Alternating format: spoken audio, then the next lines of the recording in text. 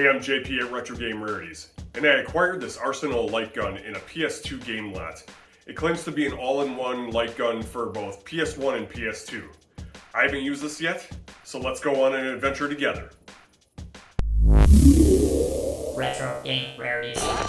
My initial thoughts on this is that it's not going to work well.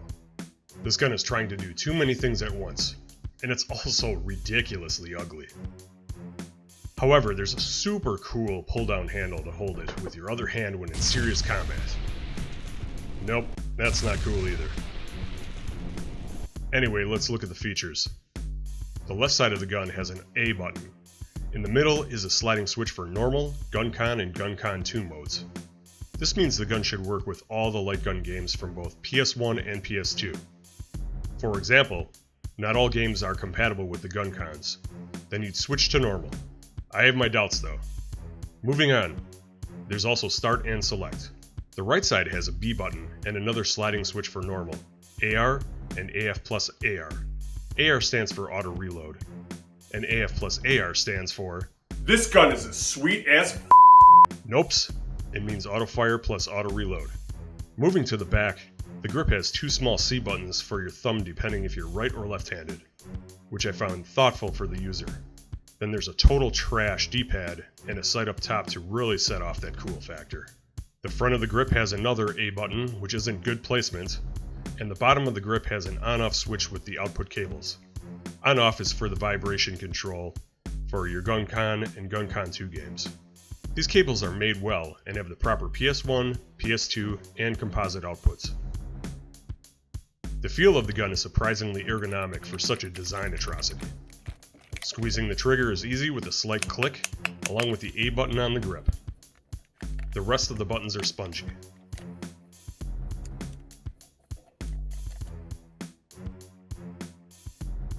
Alright, so we're going to try Elemental Gearbolt. It's supposed to work on the normal and Guncon. We're going to try normal first. And let's get at it.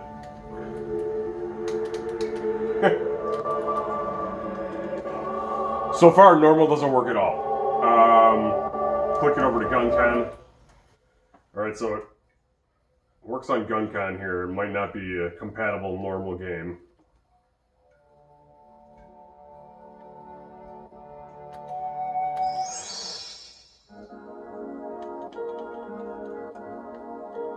I have it on Guncon. Can't do anything here. Normal, I see the crosshair, but it's not doing anything.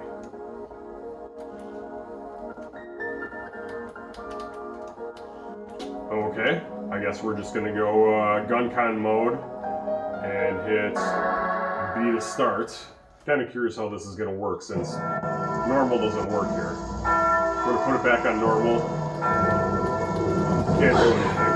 Guncon.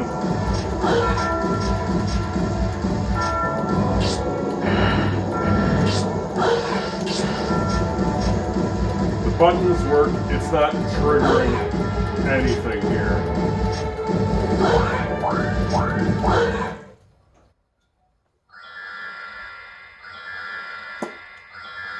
This gun does not work for Elemental Gearbolt. Let's check out the next one. Alright, hopefully Time Crisis works. Alright, let's do the calibration. Right in the center, that's good. You can see it does something weird to the left. Doesn't go all the way over. How about right? Right's pretty good. Alright, we're calibrated. Let's roll. Action!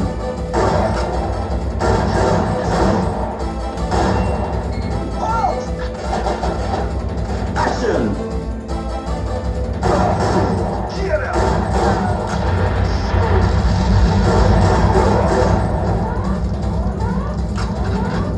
So far, this works just fine for Guncon games. Calibration is pretty solid too. It's pretty dead on.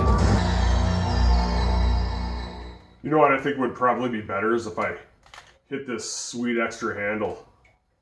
Oh, no, maybe the handle was bad.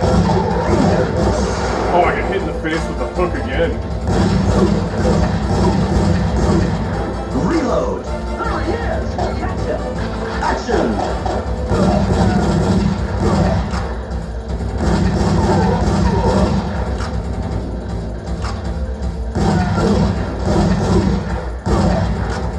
Actually, this handle is pretty good to keep your hand on the A button in order to hide and reload. Alright, well that's done. Alright, let's check out Guncon 2 with Time Crisis 3.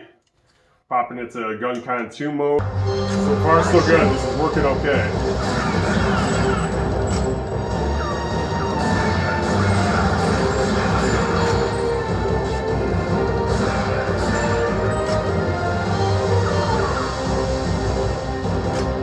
Machine gun. Handgun. Reload. So should you pick this thing up? If you're in a pinch and need an extra gun, maybe. It clearly didn't work on normal or Guncon mode for Elemental Gearbolt. However, Guncon and Guncon 2 mode worked fine for Time Crisis and Time Crisis 3.